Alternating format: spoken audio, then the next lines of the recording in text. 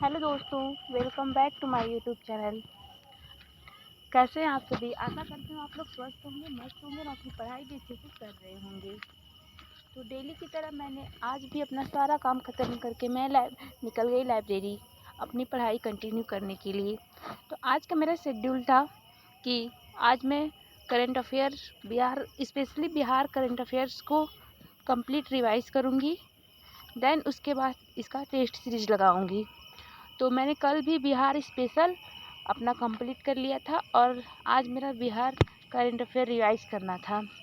तो मैंने आकर अपना बिहार करंट अफेयर रिवाइज़ करना स्टार्ट कर दिया। तो बिहार करंट अफेयर रिवाइज़ करते टाइम मुझे कुछ नए चीज़ें मिली जिसको मैंने नोट भी कर लिया। जो मेरे बिहार करंट अफेयर्स में देखा जाए तो बेसिकली बिहार में आर्थिक बजट और उसके बाद आर्थिक सर्वेक्षण, बिहार बजट और आर्थिक सर्वेक्षण तो बहुत ही इम्पॉर्टेंट हो जाता है। तो इसमें बहुत सारी चीज़ें होती हैं बट हमें इम्पॉर्टेंट चीज़ें ही देखनी होती है, इम्पॉर्टेंट चीज़ों को ही हाईलाइट करना रहता है ताकि एग्ज़ाम के टाइम पे हम इसको अच्छे से रिकॉल कर सकें। क्योंकि ऐसा बिहार आर्थिक सर्वेक्षण और बजट में तो बहुत सारी चीज़ें होती हैं बट हमें इम्पॉर्टेंट चीज़ें ही देखनी रहती हैं।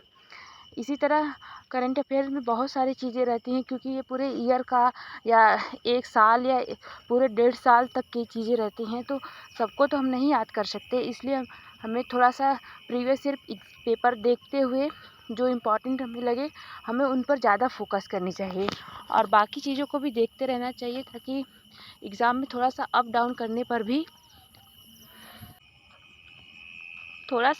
होने पर भी क्वेश्चन हमारे पकड़ में आ जाए और हम सही से क्वेश्चन के आंसर लगा सकें। इसलिए हमें पीवाईक्यू को देखते हुए भी करंट अफेयर्स को पढ़ना चाहिए ताकि जिस हिसाब से पीवाईक्यू में क्वेश्चन पूछे जा रहे हैं उसी हिसाब से हमें करंट अफेयर तैयार करना चाहिए। नहीं तो करंट अफेयर का पोर्शन तो बहुत बड़ा हो जाता है। हम क्या क्या पढ़ेंगे, हम इसी में उलझ के रह जाएंगे। इसलिए हमें पीवाईक्यू देखते रहना चाहिए। पीवाईक्यू हमारे लिए बैकबोन का काम करती है।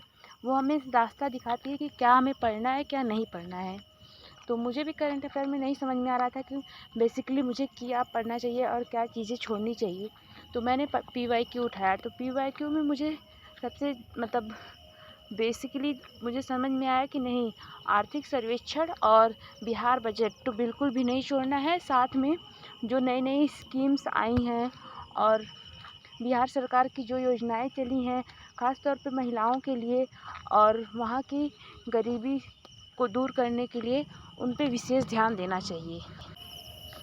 आज तो मेरा पूरा फोकस था कि मैं पूरा बिहार करंट अफेयर्स को ही कवर करूं क्योंकि पूरा राष्ट्र का कवर करने में और पूरा ईयर का तो वो बहुत बड़ा हो जाएगा।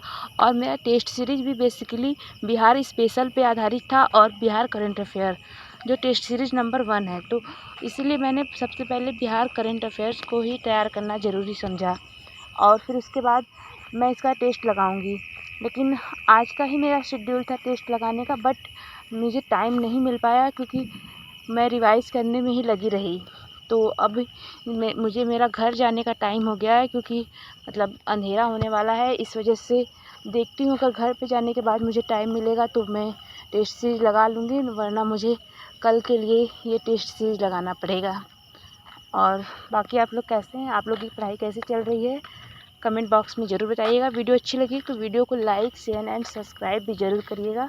आप लोग किस प्रकार तैयारी कर रहे हैं और कैसी चल रही है आप लोगों की तैयारी, ये भी ज़रूर बताइए।